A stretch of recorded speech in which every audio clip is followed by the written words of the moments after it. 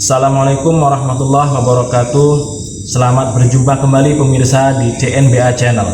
Hari ini hari Selasa tanggal 6 Oktober 2020. Kita kembali akan bincang-bincang seputar hukum Islam, dan kali ini terkait sholat menggunakan masker. Dan kali ini kita telah terhubung dengan Ustadz Agus Setiawan yang akan menjadi narasumber topik kita kali ini. Baik, kita sapa terlebih dahulu narasumber kita. Assalamualaikum warahmatullahi wabarakatuh, Pak Ustadz. Waalaikumsalam warahmatullahi wabarakatuh. Bagaimana kabarnya Pak Ustadz di era pandemi ini? Alhamdulillah sehat.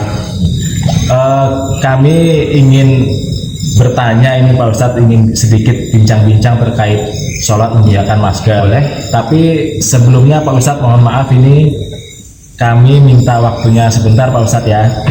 Dan sebelum kita membahas sholat menggunakan masker ini, kita simak terlebih dahulu video dari penanya salah satu warga Nahdliyin yang menanyakan di channel kami ini. Baik, kita simak videonya Pak Ustadz. Assalamualaikum warahmatullahi wabarakatuh. Para ustadz yang ada di CNBA Channel, saya mau menanyakan masalah sholat menggunakan masker di masa pandemi ini. Kan sholat itu menyerupai tawaf, sedangkan tawaf itu tidak boleh menggunakan masker, apalagi para perempuan. Jadi bagaimana sholat menggunakan masker di masa pandemi ini, itu hukumnya gimana? Sekian, terima kasih. Baik Pak Ustadz, demikianlah video yang sudah kami tayangkan di channel CNBA ini. Jadi pertanyaannya kurang lebih begini Pak Ustadz, bagaimana hukumnya sholat menggunakan masker Pak Ustadz? Ya. Baik, assalamualaikum warahmatullahi wabarakatuh. Alhamdulillahirabbil alamin, wassalatu wassalamu ala asyrafil anbiya'i wal mursalin sayyidina wa maulana Muhammadin wa ala alihi wa sahbihi ajmain, amma ba'du. Yang kami muliakan para alim, para pengurus CNBA Channel, juga Ustadz Sofian yang selalu aktif membimbing dalam CNBA Channel ini. Baik,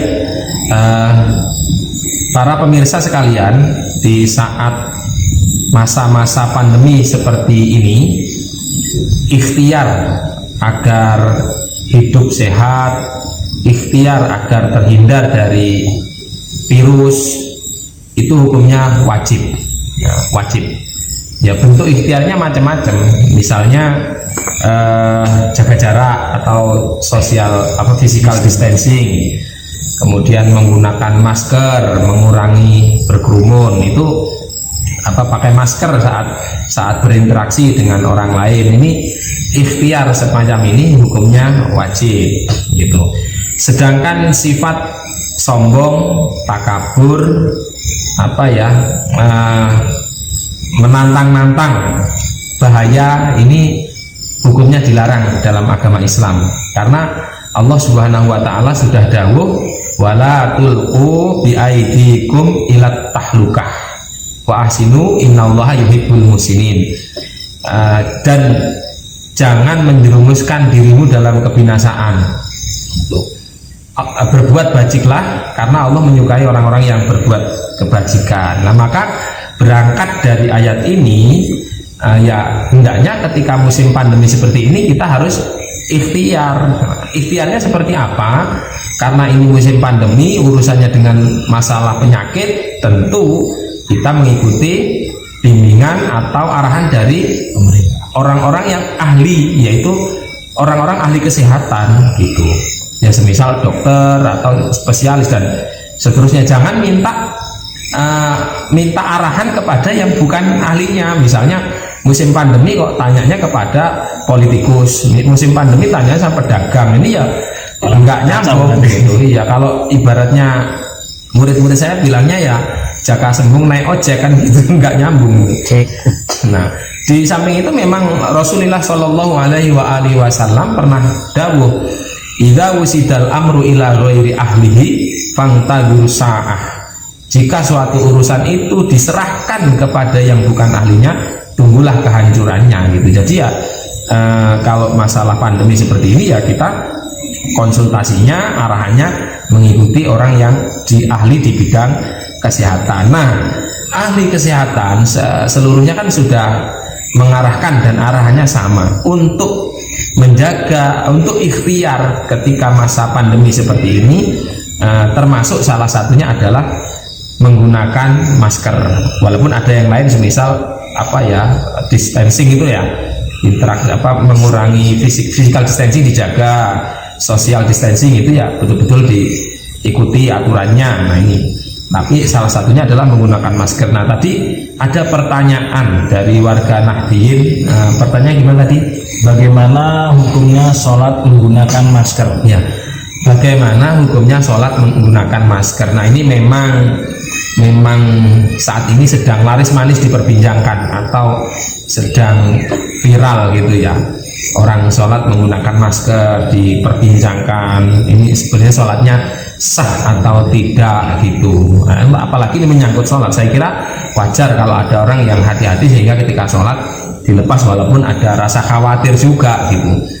Nah, bagaimana menurut pandangan fikih mengenai sholat menggunakan masker?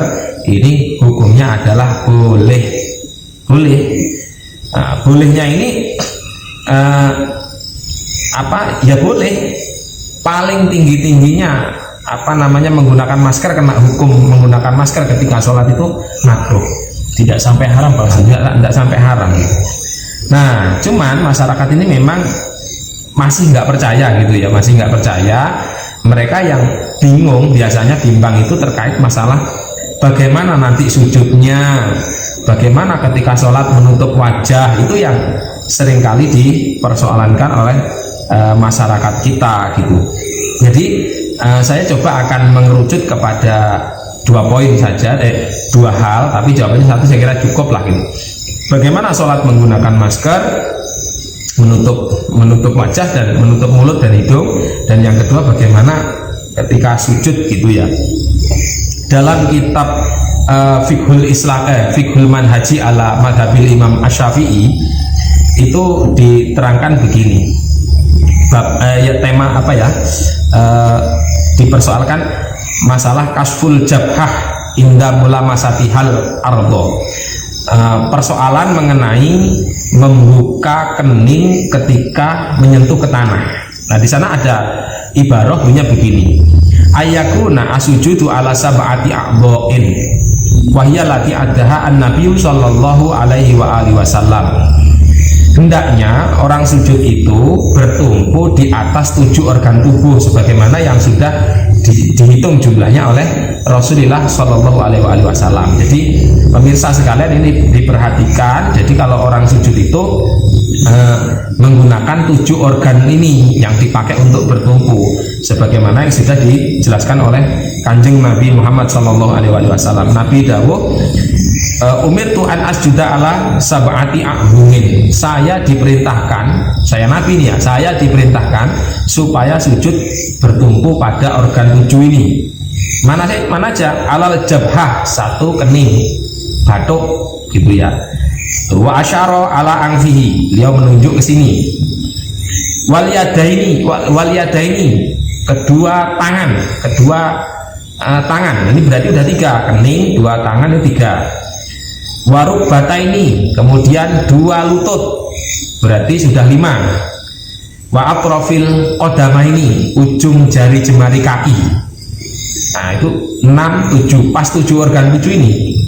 Jadi kalau orang sujud itu menggunakan organ 7 ini, kening, telapak tangan, kemudian lutut dan jari-jari kaki. Ini yang dipakai untuk untuk bertumpu. Walakin la yajibu ayak syifa min hadil a'dha'i illal jabhah. Tetapi tidak wajib membuka semuanya ini. Jadi organ 7 ini boleh tertutup kecuali kening saja. Itu bisa dilihat di kitab Fiqhul Manhaji ala Madhabil Imam Asy-Syafi'i. Artinya ketika orang sujud itu yang penting batuke tidak tertutup, maka boleh, karena inti dari sujud itu keningnya harus nempel ke tanah gitu loh. Nah maka menutup mulut, hidung itu ya boleh saja, itu seperti itu, karena penekanannya di kening Pak Ustadz ya. Iya, di kening gitu. Kemudian pertanyaan yang kedua tadi Pak Ustadz, Ya. terkait dengan tawaf. Tawaf itu kan konon katanya seperti sholat itu Pak Ustadz. Ya. Jadi dalam tawaf itu kan dilarang untuk memakai masker. Ya. Nah ini bagaimana Pak Ustadz antara sholat memakai masker dengan tawaf? Nah, memang yang sering orang itu selip itu dalam hal menganalisa di sini gitu, menyamakan antara sholat dengan tawaf. Itu memang seperti itu gitu. Memang benar sholat itu kayak tawaf itu kayak sholat tuh, dalam segi keutamaannya gitu. Tetapi dalam segi amaliyahnya itu dua ibadah yang berbeda. Sholat itu ya ibadah khusus, tawaf ya ibadah khusus, tidak bisa satu sama lain saling menggantikan gitu. Sama misalnya ada keterangan bahwa barang siapa memberi buka puasa kepada orang yang puasa, maka dia seperti orang yang puasa itu. Terus akhirnya dia nggak puasa, cukup ngewai bukoto. Nah ini tidak boleh gitu ya. Ya harus puasa juga gitu. Dalam segi ibadah itu dua ibadah yang berbeda, sedekah sendiri, puasa sendiri. Nah begitu juga tawaf dan sholat itu sama-sama ibadah dalam agama Islam, tetapi itu dua hal yang berbeda. Nah, memang betul di dalam tawaf itu dilarang orang perempuan itu nutup wajah, kalau laki-laki pakai peci, nggak boleh ya. Tapi pelarangan itu hanya khusus berlaku ketika dia ihram saja, ketika dia sedang menjalankan ibadah haji saja gitu. Ketika sudah selesai ibadah haji ya itu nggak dilarang gitu, karena dia sudah tidak haji gitu.